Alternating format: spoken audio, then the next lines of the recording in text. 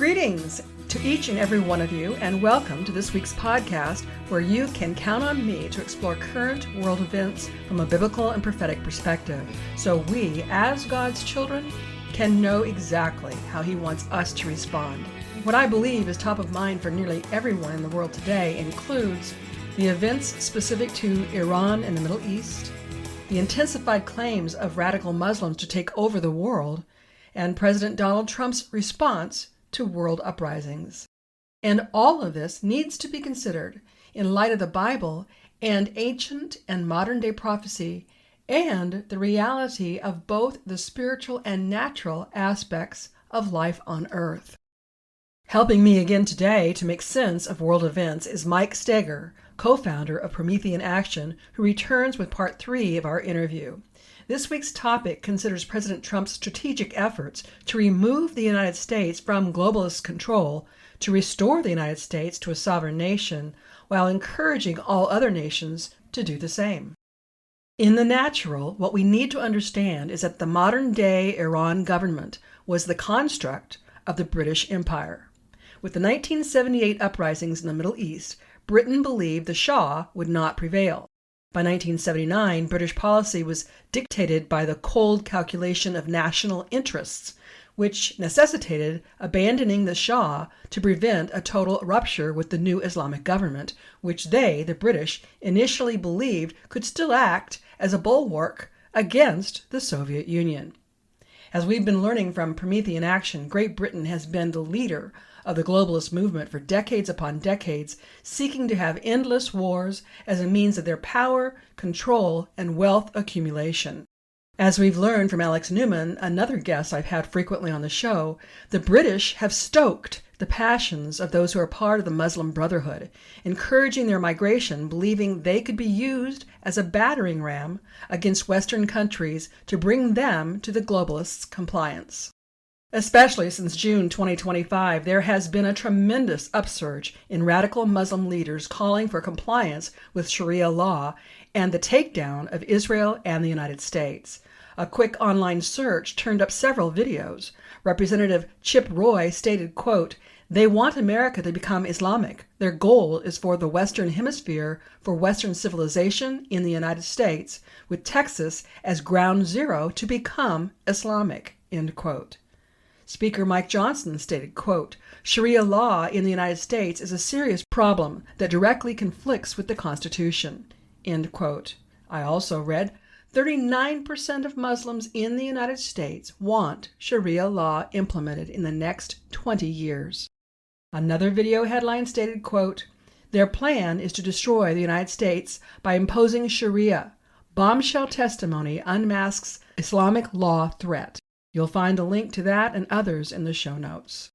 It's vital we finally wake up to what we've been skirting around for nearly 50 years, and what the globalists still insist is a conspiracy theory, that there are groups within the Muslim faith, specifically what's become known as the Muslim Brotherhood, who are especially intent on the destruction of Israel and the United States.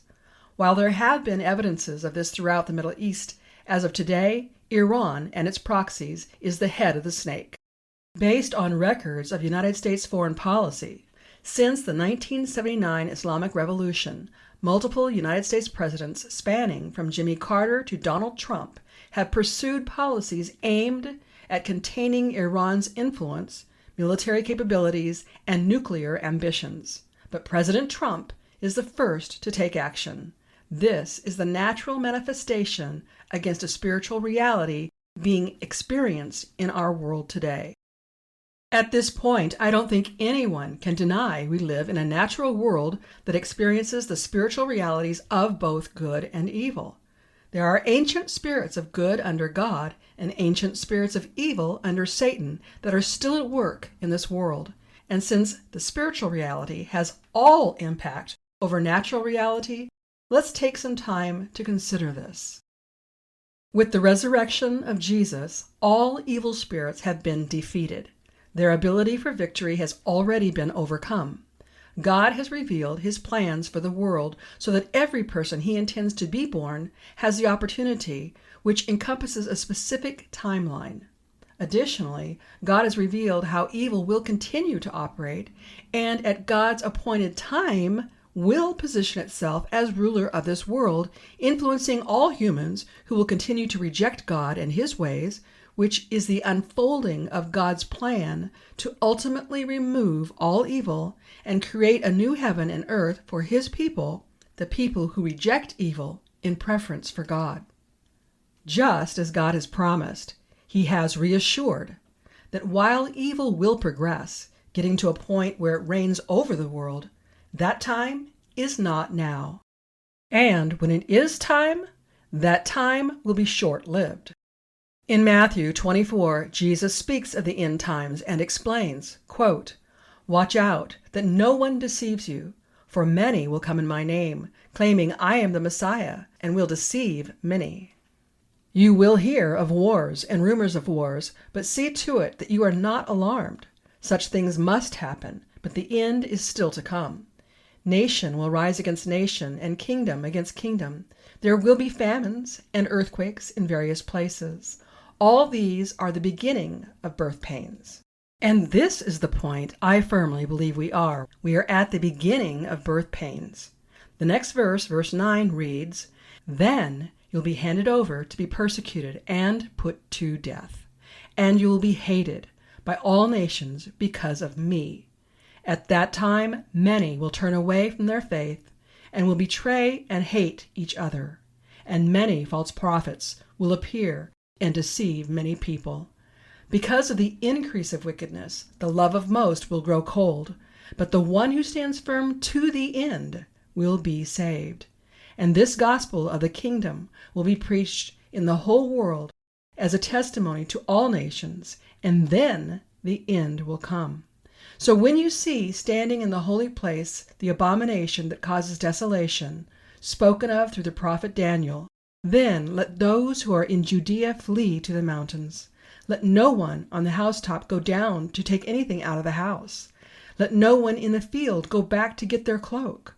How dreadful it will be in those days for pregnant women and nursing mothers.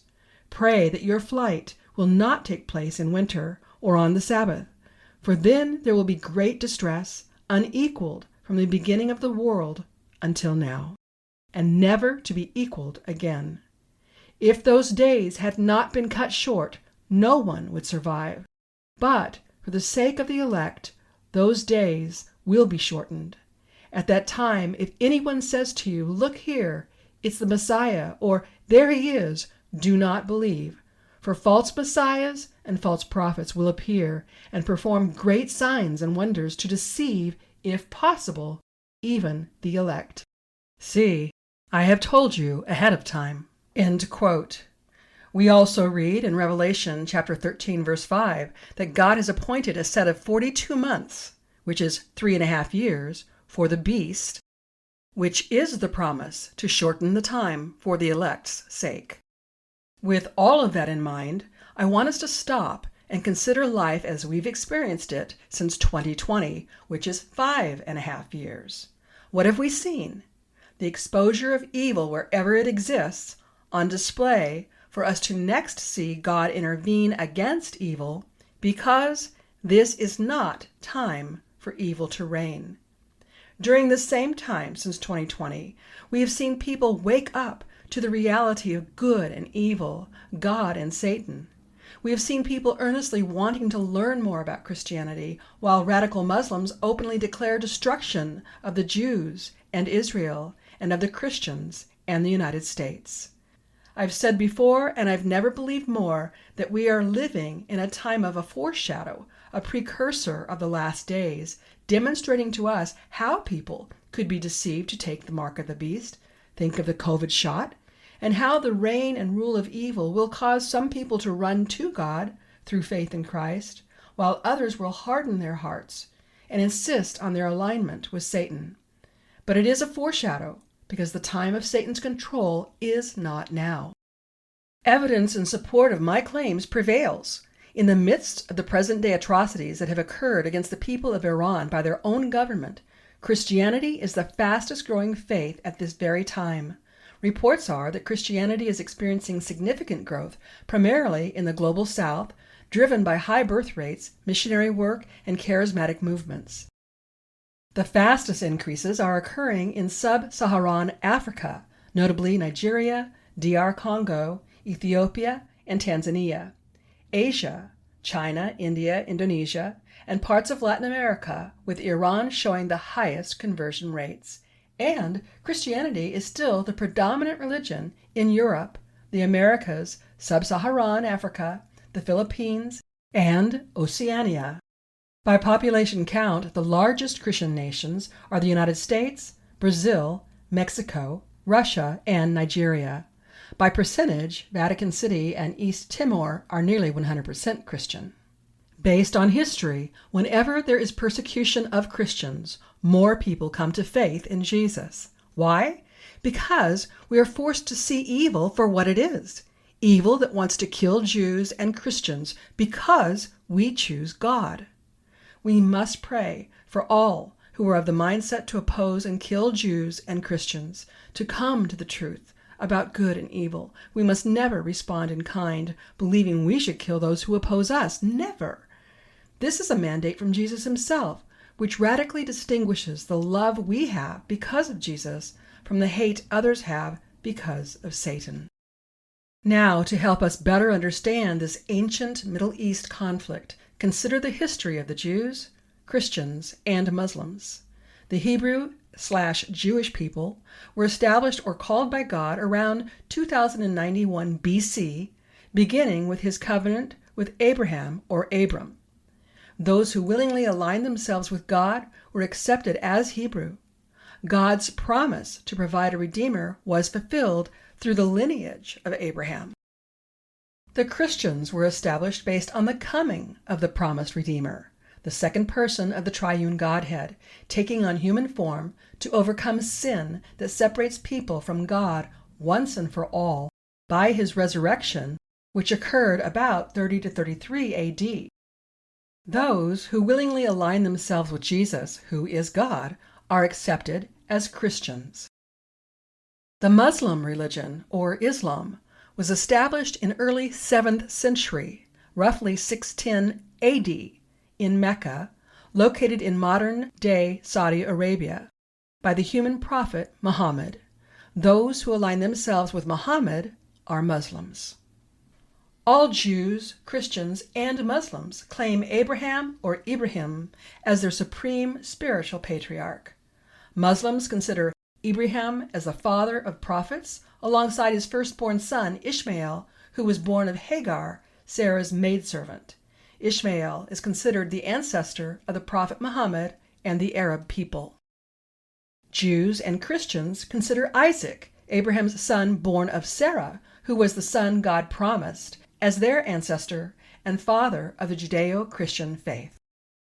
We learn of this history in Genesis, where it is said of Ishmael that he would be a wild donkey of a man, which is prophecy that his descendants would be fiercely independent, territorial, and warlike, maintaining hostility toward their neighbors, with his hand against every man and every man's hand against him, suggesting a long history of conflict in that region. That's in Genesis chapter 16, verse 12. In Genesis 25:18, we read, Ishmael's descendants living in hostility toward their Israelite/Jewish kinsmen from Havilah to Shur, which is the geographic territory settled by the Ishmaelites, spanning from the northeastern border of Egypt, Shur, eastward towards Arabia/Assyria, Havilah, encompassing the vast northern Arabian desert. Ishmael was promised to become a great nation and to father 12 princes or tribes linked to the Arab tribes near the Arabian Peninsula, Genesis 17:20. Descendants of Ishmael, noted as the Ishmaelites, Kedar or Hagrites, are considered part of a regional confederacy in Psalms 83 that seeks the destruction of Israel. However, while associated with conflict, God promised to bless Ishmael because he was Abraham's seed, Genesis 21:13. The prophecies in the Bible describe the character of Ishmael's lineage, promising both expansion and conflict. Lastly, it may surprise you to learn Muslims recognize the Torah, the first 5 books of the Old Testament, as a holy book originally revealed by God to Moses. It is considered a foundational scripture containing guidance, light, and laws for the children of Israel. However, Muslims believe the current Torah has been altered over time, making their Quran the final protected authority. But I ask you to consider, since the character, will, and intent of God, as disclosed in the first 5 books of the Old Testament, is vastly different than that in the Quran, means it's the Muslim understanding of God that has been altered. Considering the discovery of the Dead Sea Scrolls that has produced manuscript evidence dating from the 3rd century BCE to the 1st century CE, older by at least 1,000 years than the document previously known as the oldest, it's fairly safe to claim what we have today is substantively the same as the original Torah revealed to Moses by God.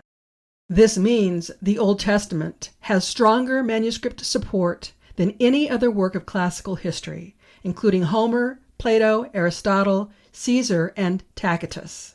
Scholars who have compared the earliest existing manuscripts with manuscripts written centuries later attest the Old Testament has remained virtually unaltered since the original writings.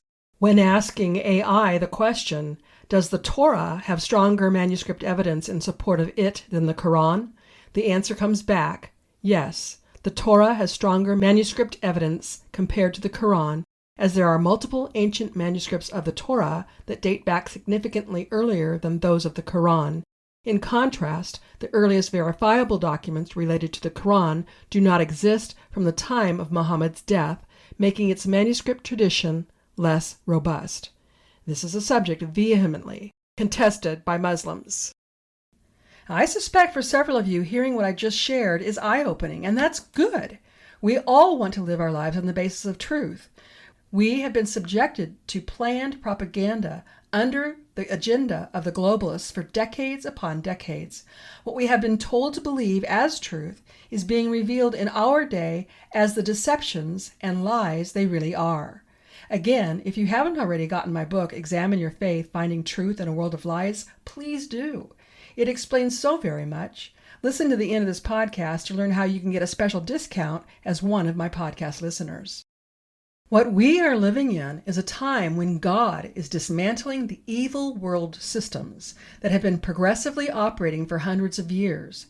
The enemy of God, seeking to advance God's revealed plans for this world and bring his time of world rulership to bear before its appointed time, is now suffering God's wrath. God will always avenge his people and never allow the enemy who is already defeated the victory he relentlessly seeks. And we are living in a time where once again evil has advanced to such a place that God must intervene, as he has done so many times in the past. And through our modern day prophets, God has promised he will, and in fact he has already begun.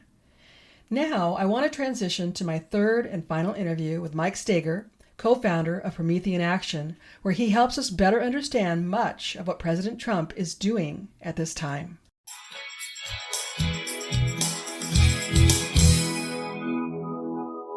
Mike, this is our third and final time together, at least for this podcast, because I've already decided, if you're willing, I want to have you back on the program. But this is where I want to have us bring what we've talked about the last couple of weeks to our modern day, to these very days that we're living. I want to talk about the efforts of the military and President Trump to get hold of what's really been going on in America, to rescue the United States, to remove us from this British system, and then specifically what some of President Trump's plans and the things he's already accomplished, how are they actually taking us forward, and where should we see that we will end up? Great question. Well, we have to kind of start in a similar way to our first discussion, which is that we don't want to formalize this too quickly. We want to be very clear. The core question of what President Trump has done to revive the country is have almost an an indiscernible level of moral courage and devotion to our people, a love of our people, a love of the future of our people, and that to know that there is a goodness and greatness there in the bones of our people, and that he is going to fight to help bring that out, to make that possible. That it's we are doing this together. That courage to get out there and lead, because when he came in 2016, he had some good ideas. He had no idea what he was walking into, but he just stuck with it. He learned. He was responsive. He saw how they were operating. He never flinched. He tried to take it all in and just try to keep putting one step forward. Let's take positive steps. Let's make positive steps. Let's figure out how we get out of this dark woods.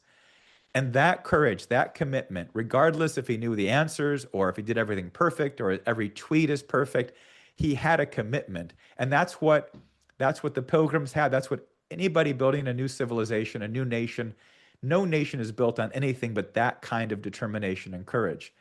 But he also is benefiting from a growing awareness of the American system. He made a number of speeches in his first term, calling it the American model, what he saw with the mobilization of World War II and the industrialization, the building of infrastructure, of hydroelectric plants, the Tennessee Valley Authority, the Hoover Dam. I mean, these were things that he was kind of getting accustomed to. He knew that that's how the nation was built, at least in the 20th century. So what he's been doing in this first term this was a miracle year. I mentioned it at the end of the first episode. He confronted and he brought in top finance guys who all know the system really well. Lutnick and Bessett know the system as good as anybody. They are insiders. So when the other insiders at the other side of the table now look at Trump and his team, they know that Trump's team knows everything in their playbook.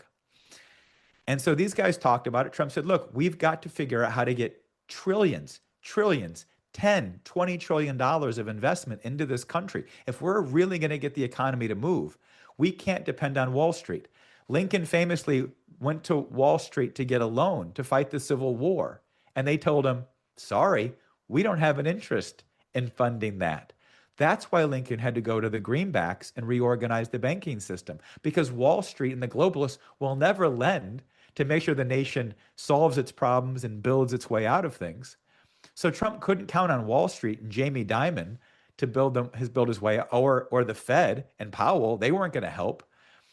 So Trump pulled together this finance team, and they went and talked to people using tariffs, using trade leverage, and got Japan and Korea and Europe and a lot of companies in these countries and a lot of companies here, big companies, NVIDIA, Apple. You guys have to start investing here. If you don't, we can go one of two ways. We can make this sweet and collaborative, or we can make this really tough and painful. But I'm going to get this done.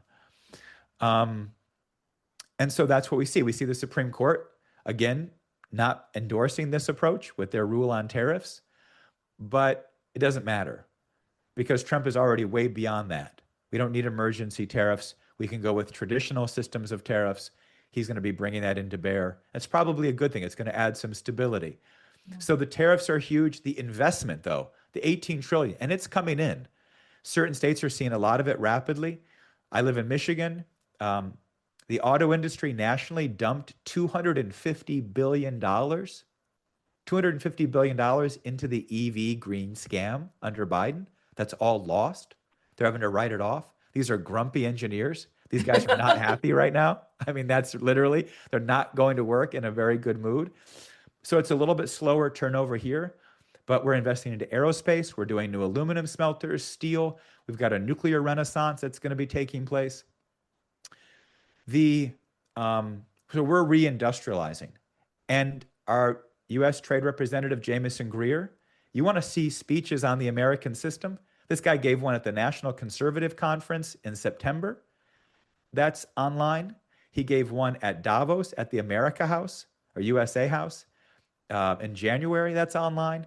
Going through the history of the American system and how we are going to apply it here in the United States. So this is a conscious effort with a theoretical structure of how we're going to do this in a modern 21st century way.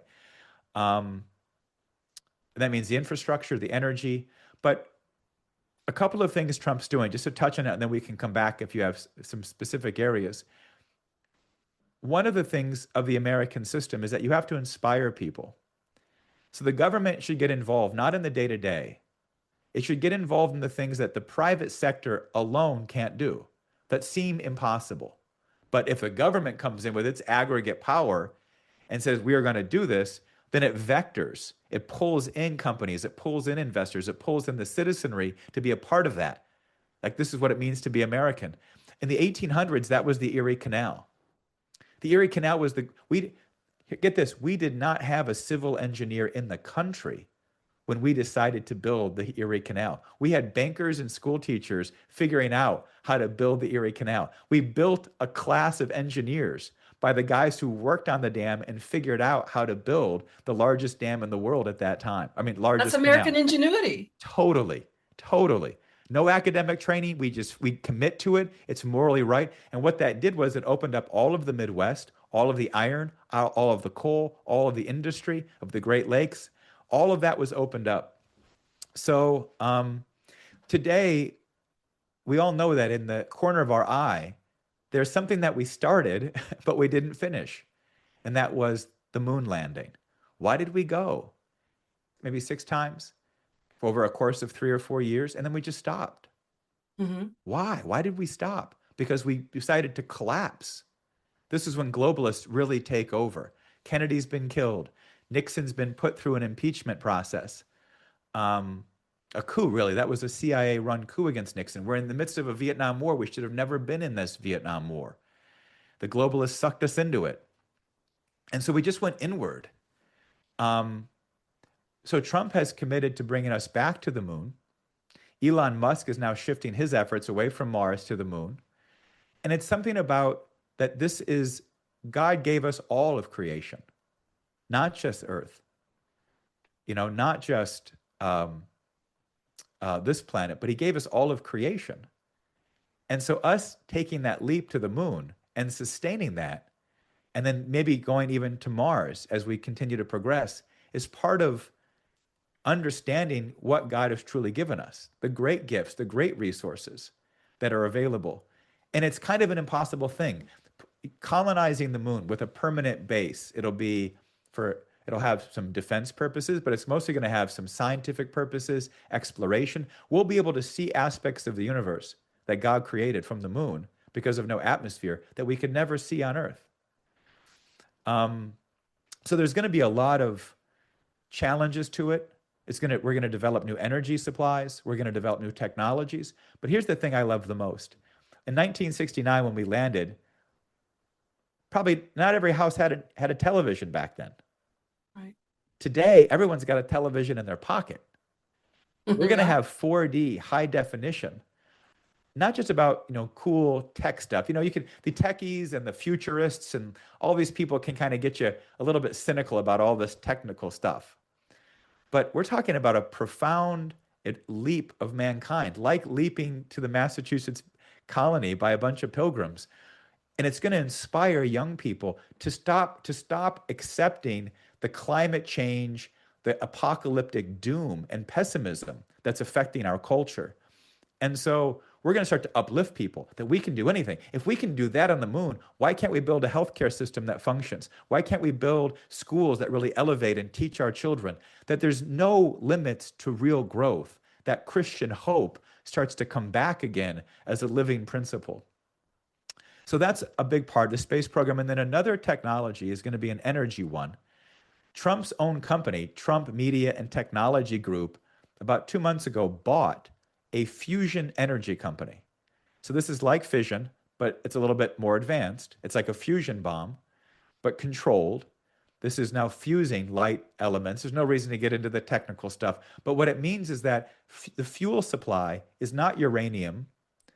This fuel supply is essentially hydrogen from water, which means it's so abundant, it's like practically infinite.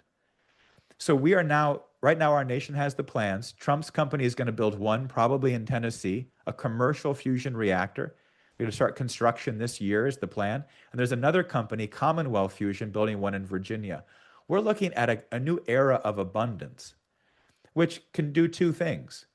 It can create a kind of lazy society.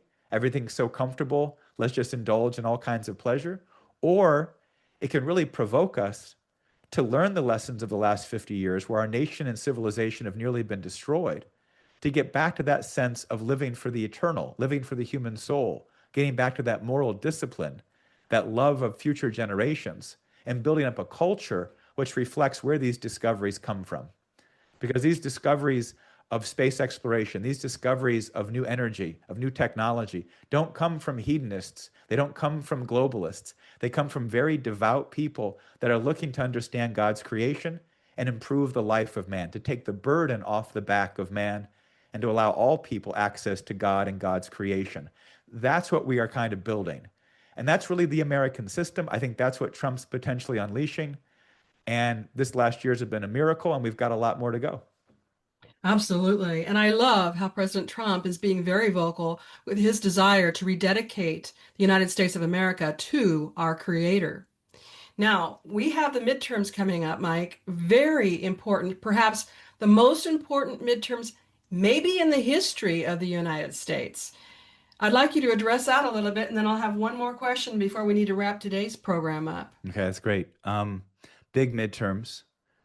Um, I think that what we have to always remember, because I think the biggest question is the media is trying to convince us you always lose the midterms, you always lose the midterms. And there's constant noise, this Epstein obsession, just an obsession. It's almost becoming like a violent Manson cult. You have this attempted assassination of Trump from this kid who was fixated. It's an obsession with the dark world. That's what it is. That's what Epstein lived in. That's what he represents. And so that can get you cynical. That can get you distracted. But Trump's State of the Union, I think, reminded us all that Trump's going to be an unabashed commitment to the love of our country, its hope, its optimism, its faith, its courage. We're going to build. We're going to address the grievances of the past. We're going to make wrongs right. We're going to fight for the citizens who have been victims of these crimes and this chaos. But we are going to build a future, and that's what we're going to do. And that was a huge intervention into the midterms, just in and of itself. But it's also the message all of us have to take. That in some ways, J.D. Vance said this after Charlie Kirk was assassinated. He said, "I realize that despair is a sin. That the biggest factor of moving and pulling this country together is not letting ourselves fall into a sense of despair. That we can engage the world, that we can make it right, and we can hand the future generations something that we can be proud of and that they can cherish." And that's really incumbent upon us. We're not in normal times. This is such a big historical shift that whatever they say, whatever the pundits and media and experts say about how things work, they've never lived. They've never confronted this kind of historical moment. And this is the kind of historical moment for those of the tender-hearted that hear the voice of God and respond. That's my sense. I think that's what Trump's sense is, that we can overcome all the cynicism, all the so-called experts. He did it in 2016. We did it again in 24. We were too big to rig. We can do it again in 2026. And it's about rebuilding our country, rebuilding a sense of the faith and hope and love and optimism in the minds of our citizens. And that's contagious. If you organize around that, if you work to educate people from that standpoint, I just can't see how we don't win. But it's going to be tough. The enemy's going to throw everything at us. Well, it's something that I want to continue to address on my podcast because I do understand that this is a very, very important midterm. If we want to actually realize the hope that you've laid before us, you've laid out that we have before us, then we need to get involved. This is a government for and by the people. And I've said many times on my program, the reason the world is in the mess it's in is because Christians have abdicated our responsibility. And if we are indeed going to operate as a Christian nation under God, then we need to do our part, each one of us, whatever it might be. Now, I know that people are going to want to hear more from you, and I can't have you on my program all the time as much as I'd like to, but I would like people to know where they can find you with your YouTube and the work that you do. And I'd like you to also explain to my audience what your current focus is right now. Sure. So I work with Promethean Action. We're a political group. We've been together. Many of us have been together for 20, 30 years. Some of them have been together for almost over 50 years. So you can go find us at prometheanaction.com. I'll let you spell that out in the description. I've got a YouTube channel where I do videos weekly, and that is at Promethean Overviews, plural overviews, and you can find that on YouTube, and you can check out some of the videos there. I just released one today on the Mississippi Miracle and the New American Renaissance, so people can check that out. I mean, I'm really right now interested and committed to. I recognize that what President Trump has started to do is establish a platform for us. We're addressing the immediate concerns. The fact that we shipped all of our industry overseas, that our towns and cities have been gutted and we've become a rust belt. We've been poisoned by drugs and bad food and bad health care. So we're addressing some of these very basic, immediate questions. But the question I think all of us know lurking is we didn't have all these problems. Many people alive today can remember a time when America did not have all these problems, right? So like, how did we get here? And that's a different cultural question. And I think we have to address that. The best way to address that is not to react, it's to advance. And what I see is that if you look back at our civilization, you have two great periods of huge cultural transformation. The first is the first Christian Renaissance at the turn of the millennium by the intervention of Christ. But what happened as that unfolded over the course of the next 4 centuries was bringing in the great ideas of Plato and the Greeks, the ecclesia of Solon, the logos of Heraclitus, the immortal soul of Socrates. That these became part of the dialogue, the theological discussion at Nicaea for what was this Christian worldview, what was this historical transformation of human society by Christ? How do we understand it? How do we apply it? How do we build a new civilization according to it? This 400 years of Christian Renaissance is happening in the midst of a complete cultural insanity and breakdown of Rome. And yet, like the green shoots of civilization were sprouting as Rome was crumbling. It takes a while for Europe to rebuild, but around 1300, you start to see this emergence of a Christian reawakening. And you'll see some of this. I have a whole video on this perspective, and I have on my channel. But that European Renaissance is where the United States comes from. The principles we built our nation on was this reawakening of a sense of true Christianity and the ability to come to know God's creation, to build on these ideas. I think we have to launch and are launching and are part of this. This is what the Trump MAGA movement is. It's what I've been a part of. It's what our founder, Lyndon LaRouche, started back in the 60s, is a new era of a renaissance that we have to reawaken a true sense of Christianity, maybe a more profound view of Christianity than it's ever been understood before, because we have a great, even more daunting challenge between AI and space exploration and all the material and technological benefits and comforts.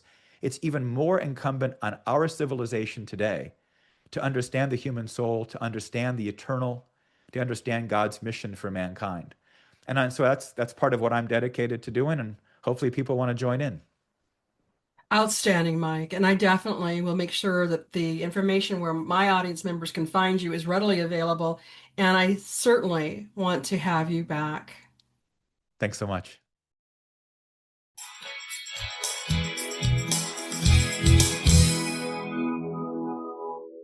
I love how Mike helps us understand that President Trump is courageously and with tremendous devotion helping the United States once again apply the American system. He is completely opposing the globalist agenda in favor of a genuine effort for this nation and any other nation that wants to do likewise to live according to our universal God-given rights and freedoms. We are coming into a new era of Christian Renaissance, a Christian reawakening that is certain to produce abundance. And I also very much appreciate how Mike pointed out that times of abundance can create lazy and disengaged people. But our hope is that we have learned from recent years that we need to get back to the sense of living for the eternal. I'm in complete agreement with Mike. We have so much hope and optimism before us, yes, even in the midst of all the efforts of evil to bring our nations down.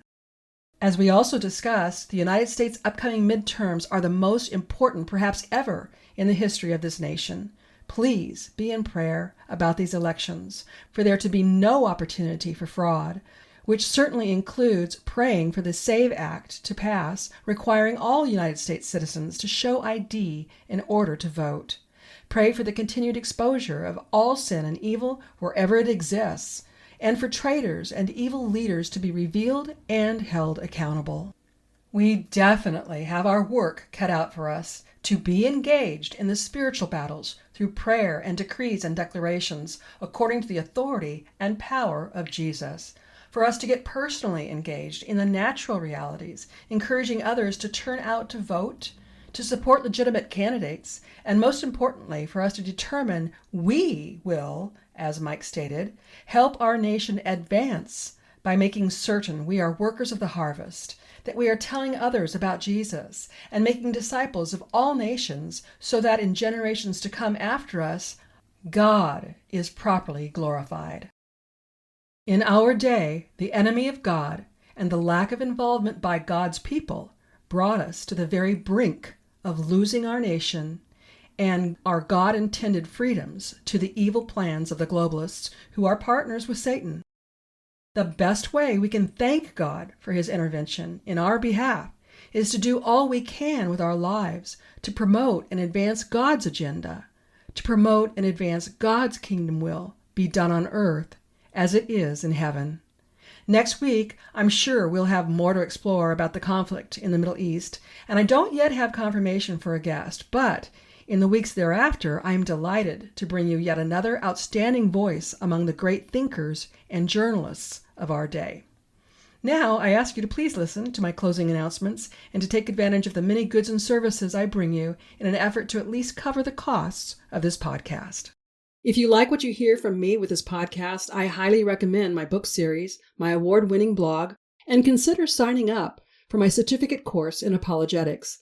My aim with that course is to help people learn how not only to use apologetics to share truth with others, but to help Christian leaders incorporate apologetics into their respective ministries so more Christians are learning how to share their faith. You can learn more by using the link in the show notes. For now, I offer my weekly podcasts, my blog, and bi-monthly e-newsletter at no cost. And certainly I have hard costs associated with doing all I do. If you've been blessed by my work and would like to help my work reach others, why not consider partnering with me? For as little as $10 a month, you can become a partner. Then together we can reach even more people for Jesus. Simply visit my Pamela Christian Ministries homepage and then click on the Give button at the top menu bar. Or if you prefer, you can go directly to the Give page using the link in the show notes. To become a partner, you can use my PayPal or Venmo account, but you will also see other ways you can support my work on that page. Whether you choose to become a monthly partner, give a one-time donation, purchase my books and products from my web store, or support my affiliate sponsors, anything you can do to help me continue this work would be greatly appreciated. And as always, your prayers and telling others about me and my ministry work is much needed.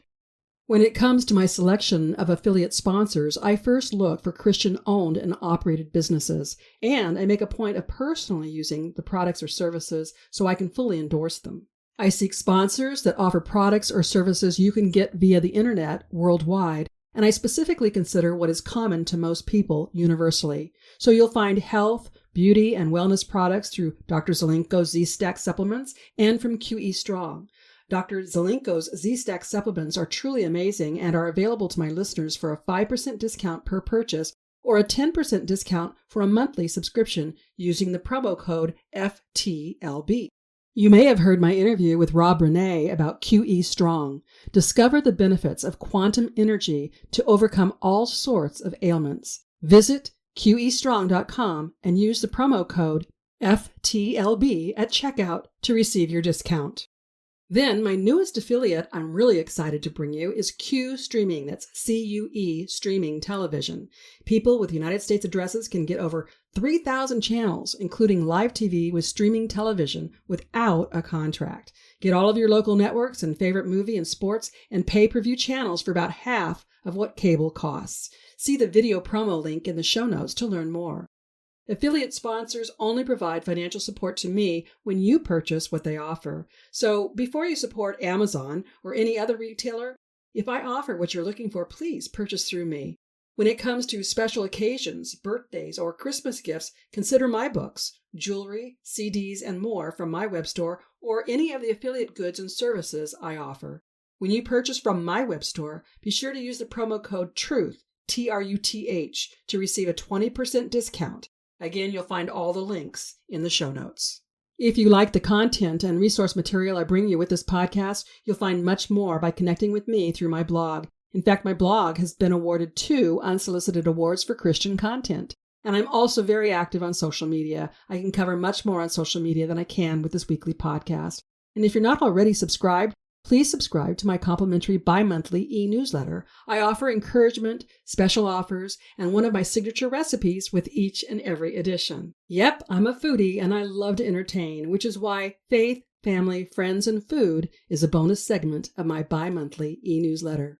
To receive even more, please be sure to check out my dedicated podcast listeners page, Beyond the Podcast. Here's where we can connect exclusively and you can download complimentary devotionals, resources, and more. On that page, I also ask you to help me learn more about you and what you want by completing the form visible once you scroll down that page.